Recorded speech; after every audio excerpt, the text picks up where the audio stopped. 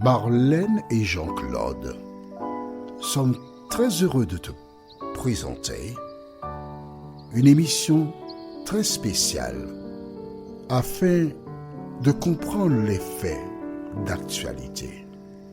Merci pour ta fidélité. Merci d'être encore là aujourd'hui afin de progresser dans la compréhension de la parole.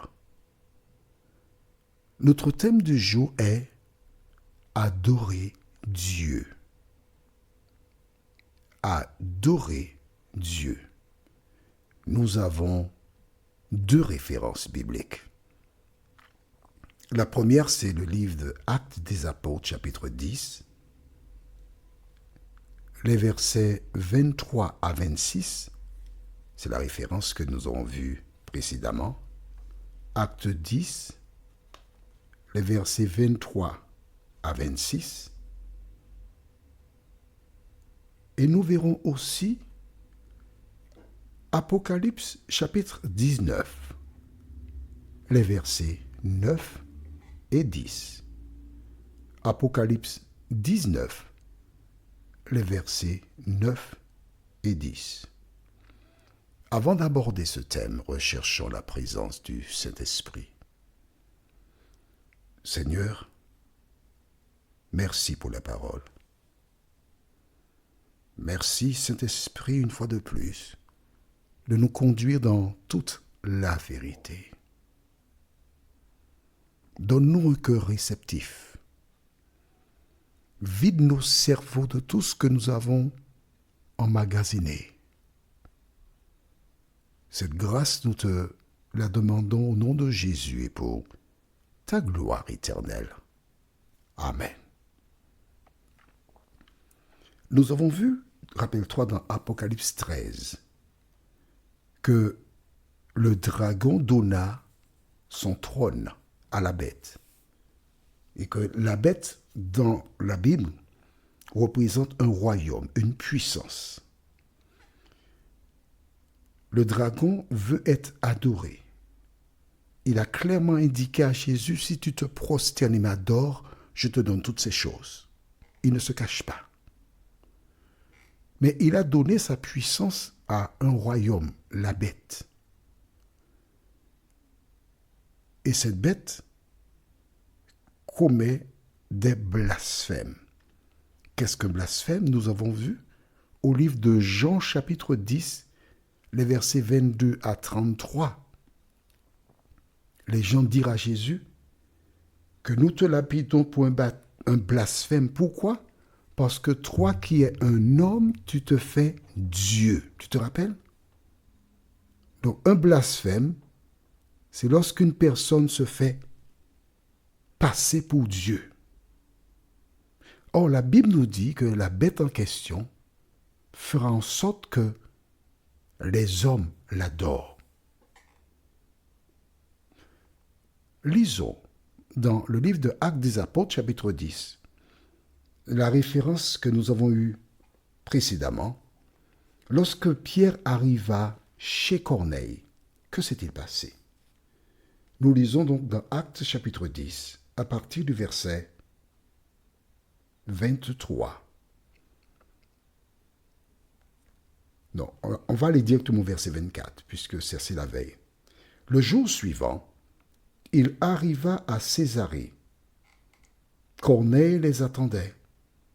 Il avait invité sa parenté et ses amis intimes.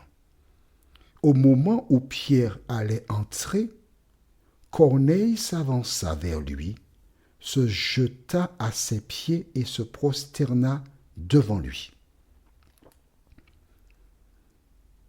Corneille, c'était un centenier romain, c'est-à-dire quelqu'un qui avait la charge de 100 soldats. Et les Romains avaient pour habitude de se prosterner, de fléchir le genou devant ceux qui étaient plus gradés qu'eux. Donc c'est une pratique qu'ils avaient. Mais cette pratique-là, elle est diabolique. À travers cette pratique, le diable incite les hommes à se prosterner devant quelqu'un qui est censé être supérieur à eux, et en agissant ainsi, ces personnes adorent le diable. Parce que la seule personne qui mérite l'adoration, c'est l'Éternel. Tu comprends ça? Alors voici cet homme Corneille qui se prosterne devant Pierre. Que fait Pierre? Que dit Pierre? Qu'est-ce qu'il nous laisse comme exemple? Verset 26. Mais Pierre le releva. Non, lui dit-il, lève-toi. Je ne suis qu'un simple homme, moi aussi. Alors tu comprends, j'avais lu précédemment dans ma Bible.net et là je lis dans la Bible Le Semeur. Pourquoi? Parce que, comme je t'ai expliqué, je n'aime pas tourner les pages pendant que j'enregistre parce que ça fait du bruit. Mais alors, on voit, quelle que soit la Bible, Pierre dit non, tu ne peux pas le faire parce que je suis un homme comme toi. Donc si on ne peut pas adorer des hommes, se mettre à genoux devant des hommes, devant qui pouvons-nous nous mettre à genoux? C'est une question importante. Est-ce qu'on peut le faire devant un ange? Alors nous allons maintenant au livre de Apocalypse, chapitre 19. Dieu utilisera un ange afin de parler à Jean, qui a rédigé le livre d'Apocalypse. Et nous lisons dans Apocalypse chapitre 19, les versets 9 et 10. L'ange me dit alors, écris, heureux ceux qui sont invités au festin des noces de l'agneau. Puis il ajouta, ces paroles sont les véritables paroles de Dieu. Je tombais à ses pieds pour l'adorer. Je m'arrête ici. Qui a parlé à Jean? Un ange. Je relis verset 8. Verset 9, le début. L'ange me dit alors. Donc c'est l'ange qui parle à Jean, qui prend des notes. Et Jean dit, je tombais, au début du verset 10, je tombais à ses pieds pour l'adorer. Le verbe adorer. Tu vois, dans les gènes de l'homme, il veut adorer. Mais il faut adorer la bonne personne. Mais que s'est-il passé? La suite. Mais il me dit, donc l'ange me dit, garde-toi bien de le faire. Je suis ton compagnon de service et celui de tes frères et sœurs qui gardent le témoignage de Jésus. Adore Dieu, car le témoignage de Jésus est l'esprit de la prophétie. On s'arrête ici.